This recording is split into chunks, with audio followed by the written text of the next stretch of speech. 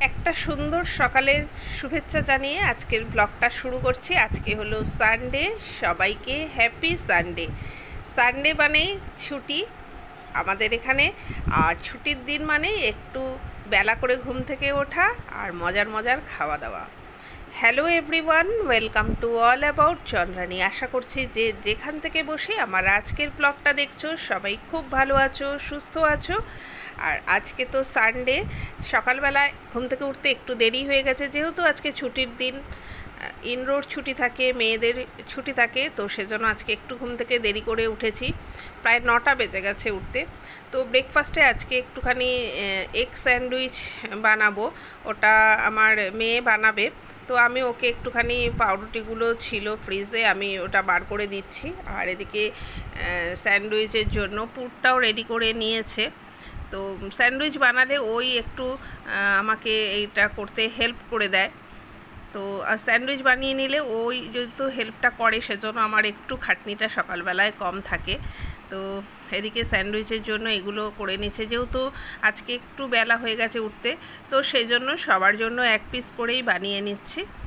তো হালকা করে একটুখানি ব্রেকফাস্টটা করে নেব, তারপর তো দুপুরের খাবার জন্য রেডি করতে হবে। আজকে কচুর শাক করব। তো ছুটির দিন ছাড়া তো এই সবগুলো হয় না, করে ওঠা হয় না অফিসের দিনে।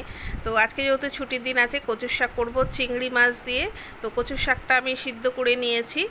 আর এদিকে নিয়ে এসছে পুঁই শাক। পুঁই শাকগুলো একদমই তাজা পুঁই শাক ছিল, খুবই ভালো ছিল, ফ্রেশ ছিল। তো পুঁই শাকটা আমি আজকে কেটে রেখে দেবো, আজকে পুঁই শাকটা করবো না, আজকে যেহেতু কচুর শাকটা করছি।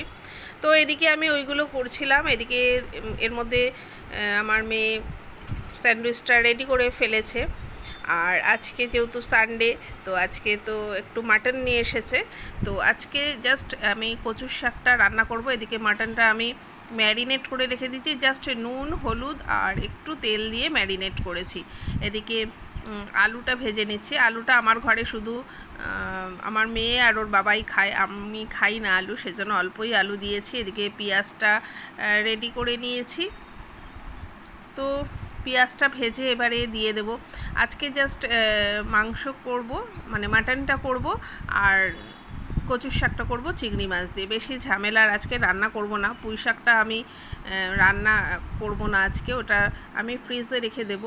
এদিকে মাংসটা একটুখানি আমি কষিয়ে নিয়ে বসিয়ে দিয়ে তারপরে আমি পুঁই শাকটা কাটবো।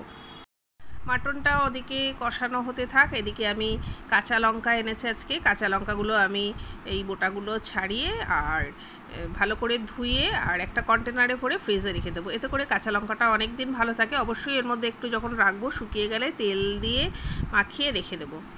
আর ইন্দ্রকে বললাম একটু পুঁই শাকগুলোর এই পাতাগুলো একটু ছাড়িয়ে দিতে।